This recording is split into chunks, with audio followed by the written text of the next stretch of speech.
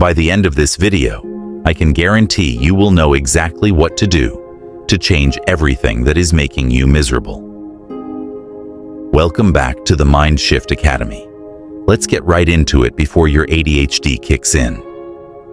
You often hear the words Stoic and Stoicism, and all you can think of is a quiet, standing still Greek man. And you think, what does this have to do with me? Well, you are broke, lonely, deprived of any connection.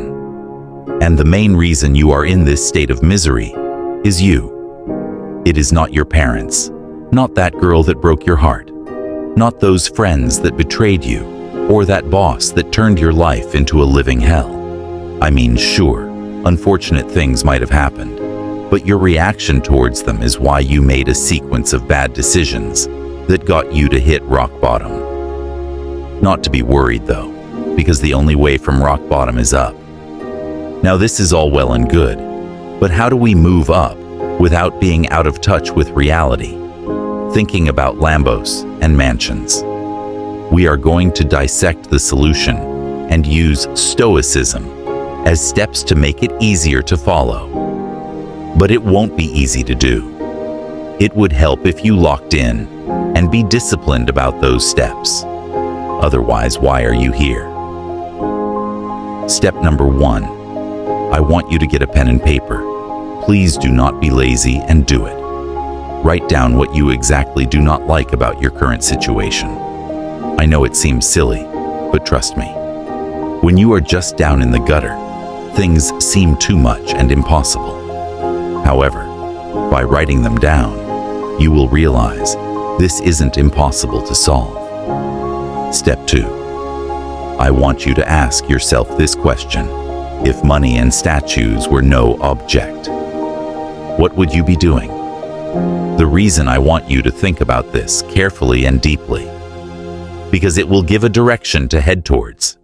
Because if you are just moving in life without a direction, you will end up exhausted and burnt out for absolutely no reason or result.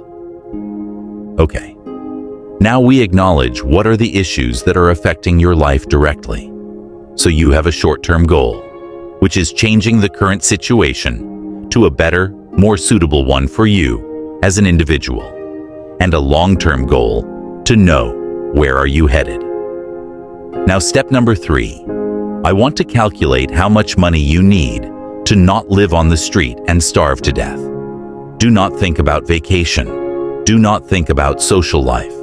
I just want you to calculate how much you need to have a roof on top of your head and enough food not to be eating out of a garbage bin. I know you are thinking, what the hell does this have to do with anything? The reason I want you to have this in mind is that most people think about how much money they are making and how much they need to make, and life is going to collapse on them if they don't make that much, causing themselves to be in this infinite cycle of stress, which subsequently is going to cause you to either lose all your energy or find a vice that will ruin your life, or even worse, it will start affecting your health and well-being.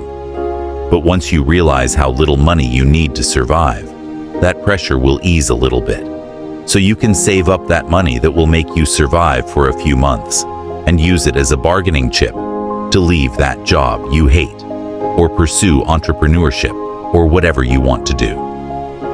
Because in life, you are going to enter a lot of negotiations, whether it is a job, a relationship, or a business. Sometimes you might even have to negotiate with your own self. And a strict rule you need to always remember when it comes to negotiating. Always be prepared to walk away from the table, otherwise, you are on the losing side. Now, step number 4. I want you to assess what are you consuming visually on a day-to-day basis. This might be a thing that people speak about sometimes, but no one dives into it. Your brain is constantly exposed to visuals that sometimes plant unwanted seeds in your head. But that is not why I want you to carefully assess that. The reason is that you need friends that are better than you. Friends that can inspire you and add to you as an individual. I mean, you can read a book or learn about a certain thing online. But I still think you need to consume content that is practical from credible role models, even if you are not 100% listening to them. The reason being is that you will get used to the normalization of innovative ideas, especially when you see humans just speaking about it like it is possible, instead of people in your hometown who live the same day on repeat until they die. Step number 5. I want you to think of the overall well-being of your body. Do you walk? Do you train? Do you swim? Do you even expose yourself to the sun? Yeah, I know it is cliché, but you need to understand that the more physical discomfort you put yourself through voluntarily, the more you will be prepared for the adversity of involuntary discomfort. And I am sure you have heard the saying, "You are what you eat." I am not saying only eat egg salad and unseasoned chicken breast that looks like your grandma's pale foot. I just want you to eat less garbage, especially during the day, because it does affect your mood, your energy level, and those random pains you feel, such as neck pain, back pain, etc. Those are inflammations, and they will all go away once you eat less sugar and more whole foods. Now, step number 5 is the most important step. I want you to remember and truly think about your reaction to each situation you considered yourself to be a victim in, and that got you to your current situation. This is where Stoicism comes into play. You have to learn not to react. Your environment and circumstances should not be an excuse for you to make those decisions that you know are wrong. Because here is the thing.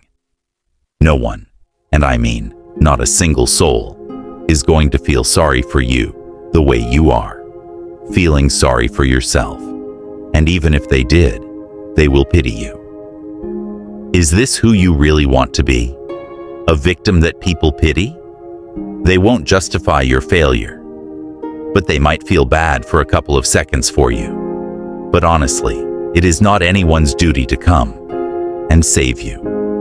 You need to learn that it is you versus the world. Learn how to control your actions and emotions, because once you are an adult, your mistakes are no longer penciled, and that eraser with the fresh fruit smell is not going to undo your mistakes. Once you follow those steps and learn to live like a normal human for a few months, away from all your vices and addictions, your brain will reset, and you will be strong again. Then, and only then, you can start to move to your long-term goal. If you made it this far, which I doubt that you did, leave a comment down below on what's happening, or if this has helped you in any way.